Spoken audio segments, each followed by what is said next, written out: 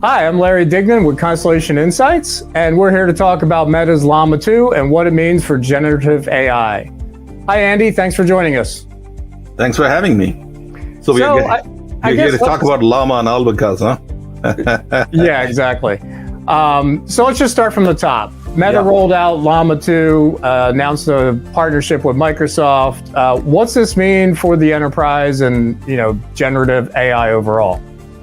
ChatGPT is the granddaddy of open source, granddaddy of the LLM models, which are, everybody's going crazy about it, right? But what people don't realize is that, so you use it for a certain time frame, meaning, for your POC period, as we call it. Try it out. And then after that, if you want to start using it for the inferences, then you start using their APIs, the usage model and stuff like that for the commercial level, it's quite expensive. Over the course of time, it can get really, really, really expensive. So there are, companies are looking for alternative ways to, that they could use open source models. And they have been experimenting and then trying to do their own, what we call it as SLMs, or small language models, or specialized language models. That's what companies have been trying to do. And which was kind of working okay, kind of not working okay. So then there are companies that came out to produce what we call it as LLMs, or large language models, in a massive scale. The first one to come out of was a model actually called, it was called actually Falcon. It was produced by the Technology Innovation Institute all the way from UAE, United Arab Emirates. And that was the leading model until now. Now Meta released, as we know, a newer model that it's going. People are going crazy about the Llama model. So why are they going crazy? Is it because it's from Meta, or is it just got more heft and handles more parameters? I guess what makes it special? Well, so first of all, Meta is known to create a walled garden. So people were a little shocked that that they created an open source model of anything for that matter. But so they created three variations of the model, not just one size fits all, right? They created three sizes. Again, this is a second iteration of the original model. The Llama 1 was released a while ago, I think 2 years before. Now, Llama 2 was released just about less than a month ago. And people are crazy about that. So there are three variations. One is 7 billion parameters, and 13 billion, and 70 billion parameters. Compared to the ChatGPT's even 3.5, that's about 175 billion. So this is not even half of the ChatGPT 3.5 size.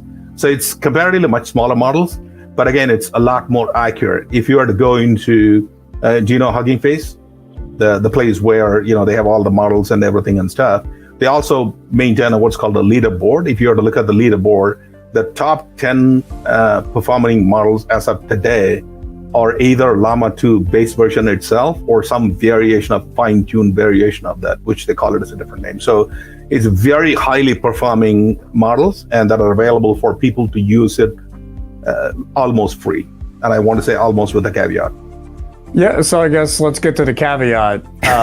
When do I have to start writing checks to Meta? Yeah, so Meta actually claims that you don't have to pay them anything. It's completely open source. When they say completely open source, not only the model is open source, available for anybody to use, the code snippets, what they use to create, the data that they use to create, the whole nine yards, everything they claim is free. But the problem is, instead of saying free, they said it is open source, and that's where the problem came in. Because the open source community is all over them. If you go to the open source org, opensource.org, that's the keeper of open source, information and whatnot. They actually took exception to this. They're going after Llama. They published like a couple of blogs and newsletters since then. They claim that it's not open source for various reasons. It's because when you say somebody is open source, the open source should be available for anybody to use without limitations. But Meta put some conditions in there about the commercial use and stuff like that. So that's why it's not fully open source. People are. But I think it wasn't a commercial use over. It was a pretty big number. I can't remember, but I guess would the average enterprise hit that number? Yeah, but it's not that restriction about the size of usage and whatnot they're complaining about. They Meta cleverly put the language in there in their open source, claiming that you can't use it for certain purposes. Basically, what they're trying to do is that they don't want companies to use it against them in a competitive situation. Mm-hmm. So it's that, and also there are a few restrictions in there. We read through the license of the paragraph that clearly state that, or if you go to opensource.org, look at it, they take it out and saying that why it's not open source. And the classic example they bring in is Linux kernel, of course. Linux is the truly open source, biggest software ever, that you could use it without any restriction. But this one is not, especially when you're using for commercial purpose.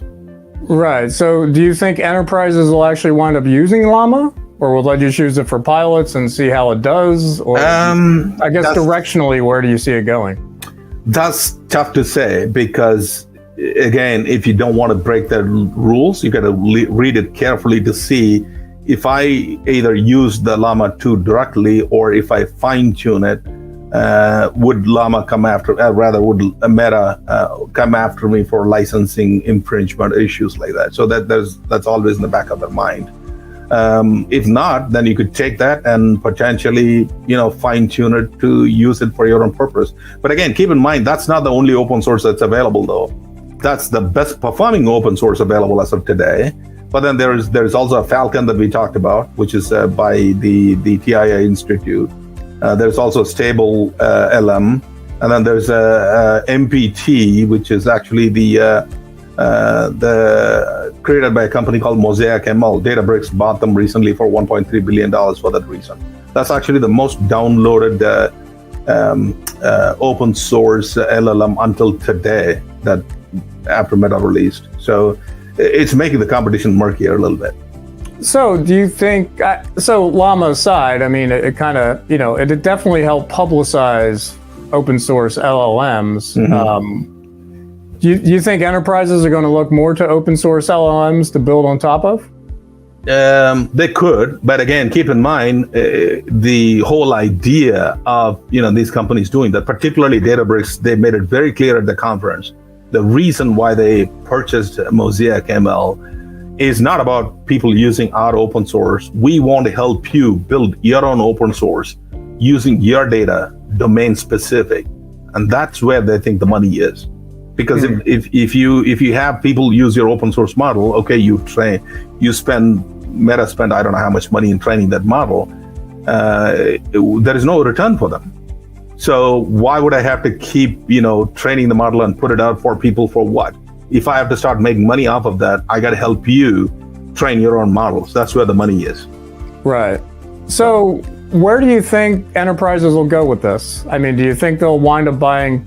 If you're looking at these LLMs, it's one big sandbox right now. Mm-hmm.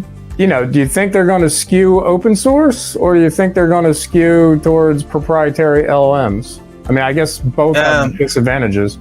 Yeah, so the proprietary LLMs don't want to lose this war either. So what they're trying to do, OpenAI actually came and made an announcement, Bot has in.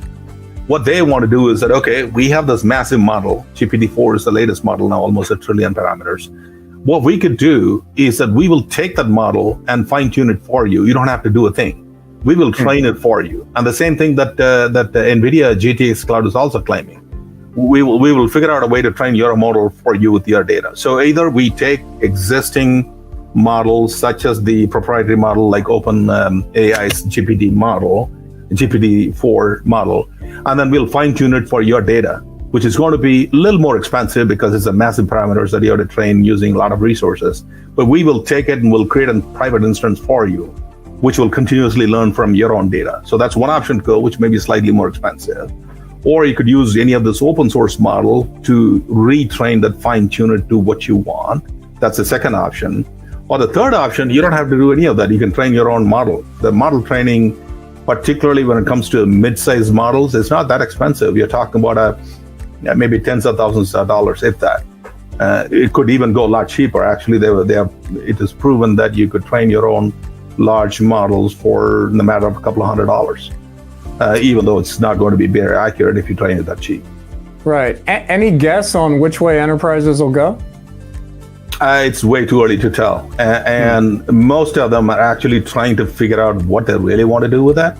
So, and they're exploring all options. For example, they in the finance world, Bloomberg actually created their own model. They trained their own model, the Bloom GPT, which is becoming quite popular. So if I were to take a guess, there will be a variation that will gear towards specific industries for finance, insurance, and whatnot.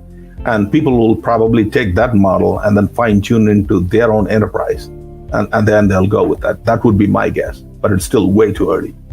So we're right back to the industry cloud, except for LLMs, basically. There you go. Right. Potentially. What do you think the future is for LLMs and usability and regulations? And I guess, I guess the short question would be, what pitfalls do we need to think about? Yeah, so the problem is, based on my conversations with C-level, particularly the CIOs and others, they are cautiously optimistic. They're exploring options to do. There are a few other use cases that I'm still working on a short report that I'm going to publish, whether it's for code generation, whether it's for content generation purposes. They're worried about a lot of issues. One is about privacy issue, of course.